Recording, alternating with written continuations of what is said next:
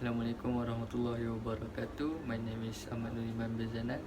Today I will explain about chapter 7, which is type of motion.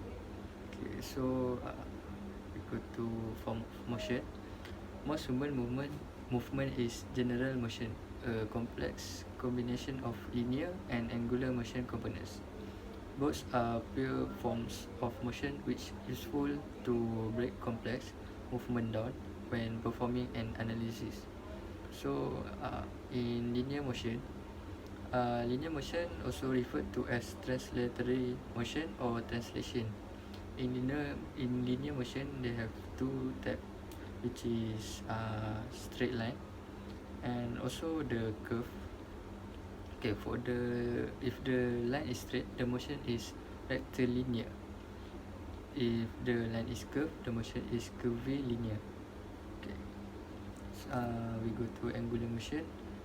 Rotation around a central imaginary line known as the axis of rotation, which is oriented perpendicular to the plane in which the rotation occurs. So on angular motion, the movement is rotate, but the rotation is around the axis. So for the general motion, this general motion is combination of linear and angular motion. As an example, I give you example like rugby. When you want to pass the ball to your friends, so the movement of the ball is rotate, but the movement of the ball is rotate around the axis. Okay, we continue to kinematics of projectile motion.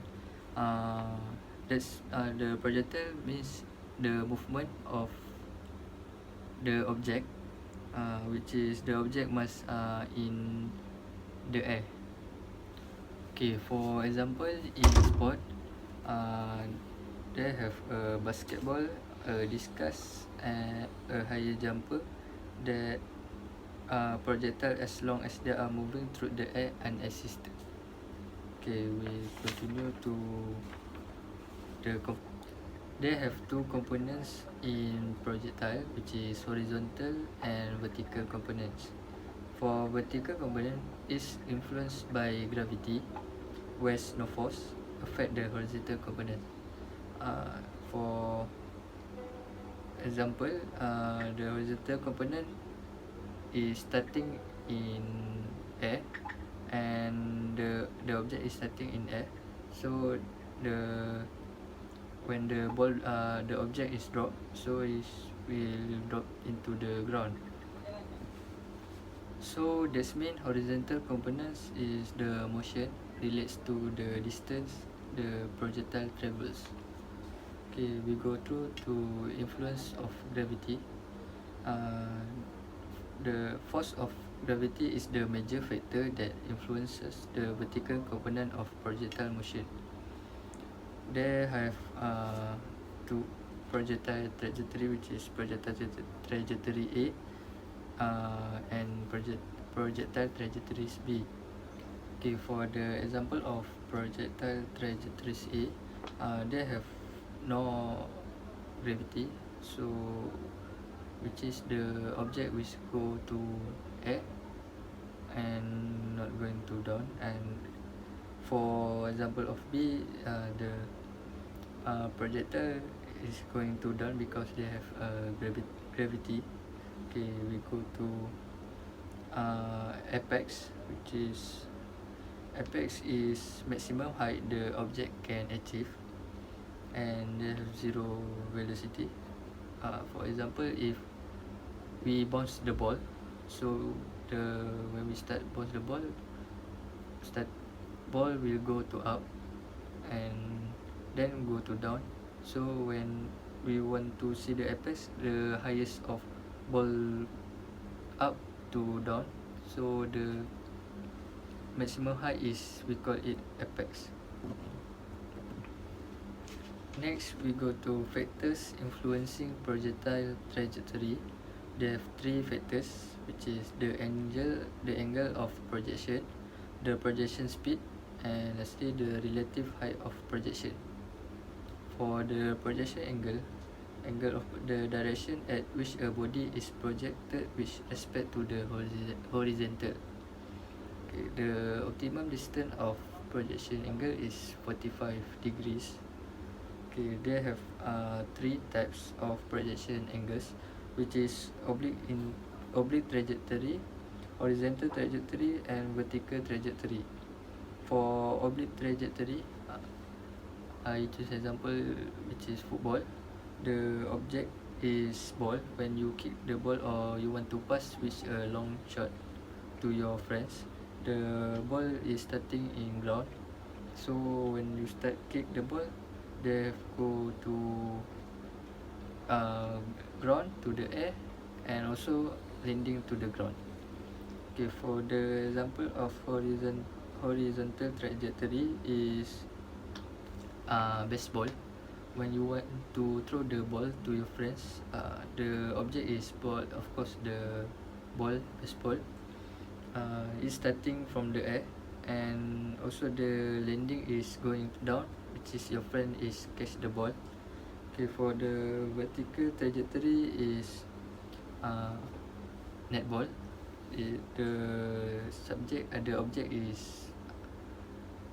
The object is ball also, and the object is starting from the height and is going to also the height. When you pass your friend, also the landing of the ball is height. So the conclusion is which sport have a different type of angle, but if we want to achieve the target, we need a optimum distance, optimum angle, which is 45 degrees. Okay, so we go to projection speed. When projection angle and other factors are constant, the projection speed determines the length or size of a projectile's trajectory. The combination effects of projection speed and projection angle on the horizontal displacement or range of the projectile. So range is the horizontal displacement of a projectile at landing. So in projection speed is if we want to increase the speed, we need to increase our force. So for example, if you throw the ball with your maximum force, the ball will go length because of the speed was increased. Okay, lastly we go to relative projection height. For relative projection height is third major factor influencing projectile trajectory is the relative projection height, which is the difference between projection height and landing height. Okay, for the example, I took 3 different sports, which is football.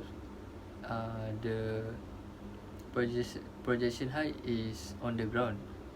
Okay, for the landing height, for the ball is also in the ground. Okay, for the second example is badminton. The projection height on the air, but the landing height is on the ground. Okay, for the third example is netball. The projection height is on the air, and the landing height also on the air. Okay, for these 3 example, they have also optimum projection condition, which is we must take the degree that if we want to achieve the good projectile, which is for the first one, football, the degree is you must at 45 degrees, and for second example is less than 45. If the second example is more than 45, is will going to height, and for the last example is we need to more than 45 degrees if we want to have a good projectile. Okay, I think that's it for me. I hope you guys will understand what I have explained. Okay, so thank you.